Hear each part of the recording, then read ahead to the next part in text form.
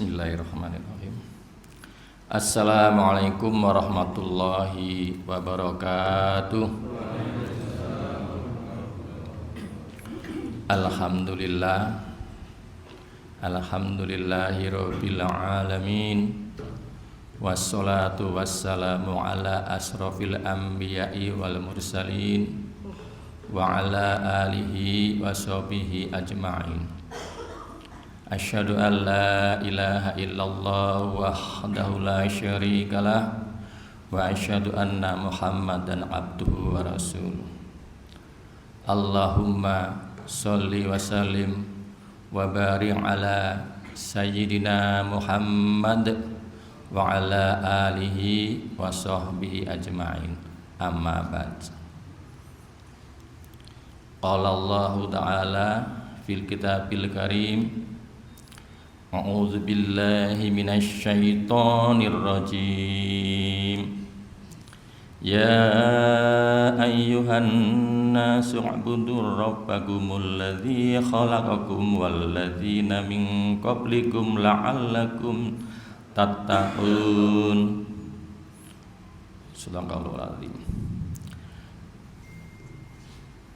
Bapak, Ibu, jamaah yang dimuliakan Allah Subhanahu wa taala, pertama-tama marilah kita ucapkan puji syukur kepada Allah Subhanahu wa taala atas berkah rahmat hidayahnya Allah berikan kenikmatan kepada kita semua, yaitu kenikmatan nikmat yang betul-betul nikmat yang sebesar-besar nikmat, yaitu nikmat iman dan Islam. Dan juga nikmat yang sangat kita harapkan, yaitu nikmat kesehatan, sehingga kita bisa melangkahkan kaki kita di masjid atau mushola yang mulia ini dengan mengharap ridha dari Allah Subhanahu wa taala. Bapak Ibu yang dirahmati Allah taala, tidak terasa kita sudah melakukan puasa sekian lama. Kurang berapa hari ya? 4 atau 5 hari ya kita. Ya. 4-5 hari kira-kira kita akan sisa dari puasa yang akan kita lakukan. Tidak terasa. Mengapa tidak terasa? Karena kita senang menjalaninya. Jadi enggak kerasa. Ujuk-ujuk wis meh rampung. Ya. Dan tak lupa sholawat dan salam kita haturkan kepada junjungan kita Nabiullah Muhammad sallallahu alaihi wasallam. Mudah-mudahan kita bisa mendapat syafaat beliau nanti di yaumul qiyamah. Allahumma amin. Bapak Ibu yang dirahmati Allah, pada kesempatan ini saya akan menyambung apa yang disampaikan dari Mas Duta kemarin, yaitu Mas Duta menyampaikan kemarin surat Al-Imran ayat 32. Setelah saya cari, ya, ternyata ada topik yang menarik yang bisa kami sampaikan di sini. Di surat Al-Imran akan kami sampaikan nanti dari ayat 31 sampai 133, yang bunyinya wattaqun naral lati uiddat lil kafirin. Wattaqun naral lati uiddat lil kafirin. Lindungilah dirimu atau jagalah dirimu dari api neraka. Uiddat lil kafirin, yang disediakan untuk orang-orang kafir. Ayat berikutnya, wa atiullaha war rasula la'allakum turhamun. Dan taatlah kepada Allah dan Rasul agar kamu mendapat rahmat atau agar kamu diberi rahmat. Ayat berikutnya, wasari'u ila maghfiratim mir rabbikum. Bersegeralah menuju ampunan dari Tuhanmu. wa jannatin ardus samawati wal ard, dan surga yang luasnya seluas langit dan bumi, uiddat lil muttaqin, yang disediakan bagi orang-orang yang bertakwa. Dari 3 ayat ini sudah sangat jelas ya, tidak perlu ditafsirkan lagi bahwa orang-orang kafir atau yang ingkar itu tempatnya di neraka, dan bagi orang-orang yang bertakwa itu nanti tempatnya di surga. Bapak Ibu yang dimulai SWT, kira-kira kita yakin tidak masuk surga ini? Yakin.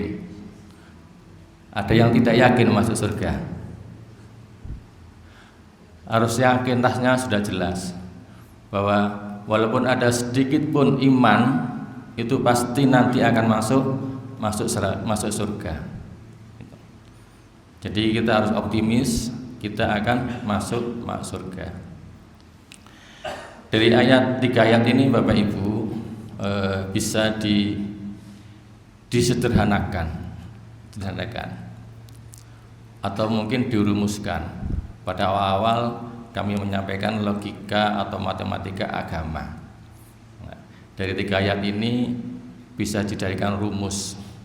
Kalau kita dulu belajar rumus, mengapakan rumus angel ya, macam-macam, rumus fisika, rumus matematika dan sebagainya. Nah, ini akan kami sampaikan rumus dalam logika agama berdasarkan ayat ini, bahwa surga itu sama dengan takwa ditambah ampunan. Takwa ditambah ampunan. Jadi, sudah jelas bahwa surga ini adalah untuk orang-orang yang bertakwa. Nah, kemudian pada ayat yang ke-33 ini, jadi di awal pertama bahwa Allah memperingatkan kita untuk kita itu bisa berusaha untuk melindungi diri ya, agar kita tidak masuk neraka. Karena neraka itu hakikatnya adalah untuk orang-orang yang kafir ya. Kemudian di ayat berikutnya perintah untuk mentaati Allah dan Rasul. Tujuannya apa? Biar kita mendapat rahmat. Dan ayat berikutnya yang 133 bahwa kita diminta atau diperintahkan untuk memohon ampunan.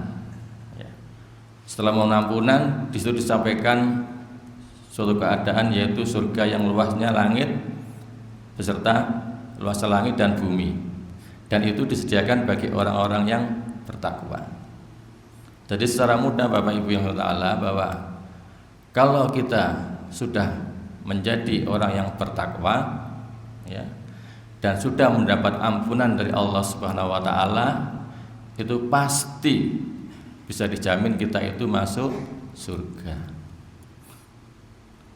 Sebetulnya mudah ya, rumusnya gampang, sederhana ya. Tapi untuk mencapainya itu butuh perjuangan, butuh istiqomah dalam melaksanakan amal apa yang Allah perintahkan dan yang Rasulullah yang perintahkan. Kemudian pertanyaannya, yang dimaksud orang yang bertakwa itu gimana? Pertanyaannya, yang dimaksud bertakwa itu gimana? Kalau searching di Google itu banyak sekali ulama itu mendefinisikan tentang takwa. Yang pada dasarnya kalau kami menyederhanakan takwa itu kalau dalam bahasa Jawanya itu ngestuake dawuh Gusti Allah lan dawuh Kanjeng Nabi. Jadi apa yang Allah dawuhkan, jelaskan, yaitu yang ada di dalam Al-Quran, dan apa yang Kanjeng Nabi Rasulullah SAW itu dawuhkan dalam hadis-hadisnya, ya. Kalau kita ngugemi itu, berpegang teguh pada keduanya itu, pasti kita akan selamat, yaitu menjadi orang-orang yang bertakwa. Jadi kalau didefinisikan yang gampang, yaitu kalau bertakwa itu, kalau definisi yang di buku-buku pelajaran kita SD itu, takwa adalah menjalankan perintah Allah dan menjauhi larangannya. Nah, kemudian bagaimana cara menjalankan itu? Yaitu dengan jalan mengugemi apa yang dawuh Gusti Allah dalam firman-Nya, itu dalam Al-Quran, dan mengugemi apa yang disampaikan oleh Rasulullah SAW, yaitu dalam hadis. Oleh karena itu, untuk mencapai takwa perlu perjuangan. Perlu perjuangan. Apa perjuangannya? Ya, kita harus mau untuk belajar Al-Quran, belajar hadis-hadis Nabi Muhammad SAW. Jadi caranya itu. Wah, Pak Ita, gimana? Saya sibuk, saya tidak bisa membaca, atau saya tidak bisa berbahasa Arab. Padahal kitab-kitabnya itu semuanya asalnya dari bahasa Arab. Ya, kita upayakan untuk bisa mengaji kepada orang yang tahu, mendatangi pengajian, atau paling tidak kita membaca terjemahannya semampu kita.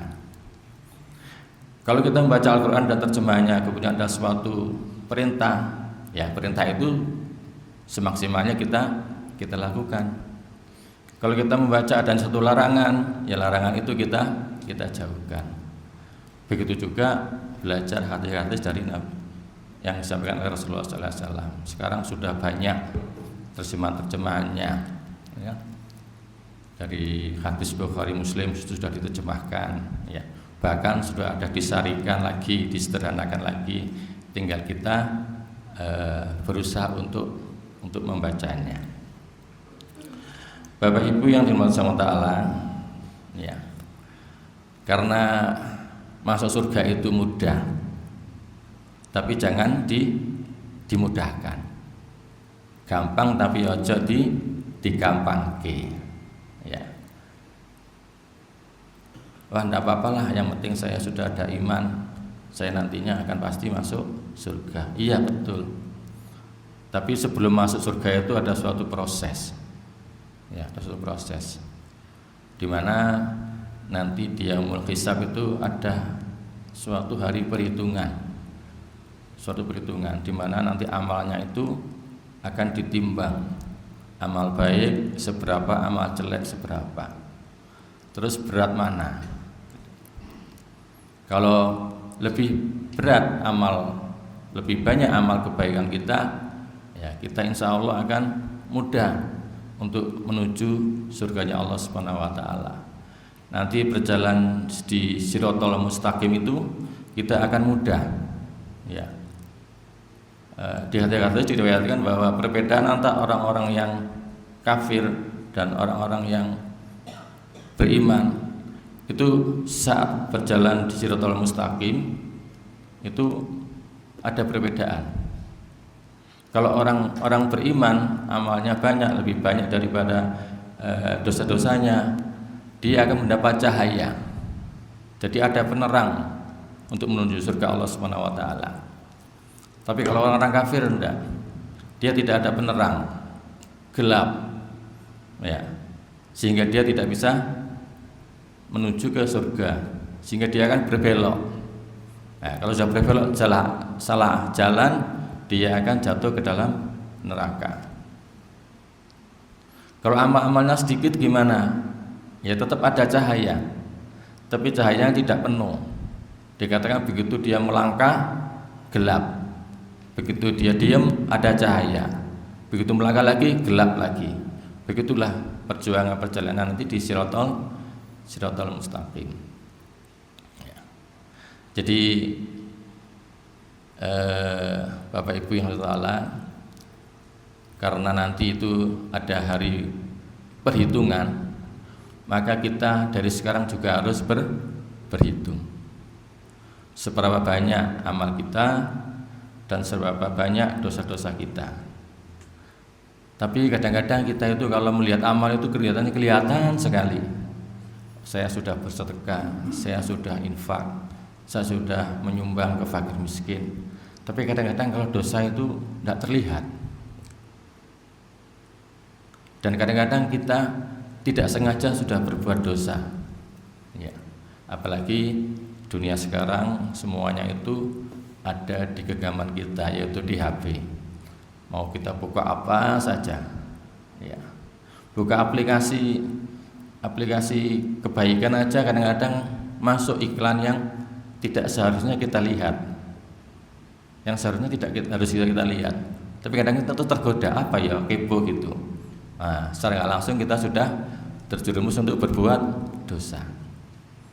Jadi mudah sekali untuk berbuat dosa, ya, apalagi berbuat kebaikan. Lebih susah ternyata orang itu menjauhi larangan dan melaksanakan amalan perintah itu lebih berat melaksanakan perintah. Sebetulnya lebih mudah menjauhi larangan. Bagaimana? Yaitu kita menghindari, menjauhi, itu intinya. Bapak Ibu yang dirahmati Allah,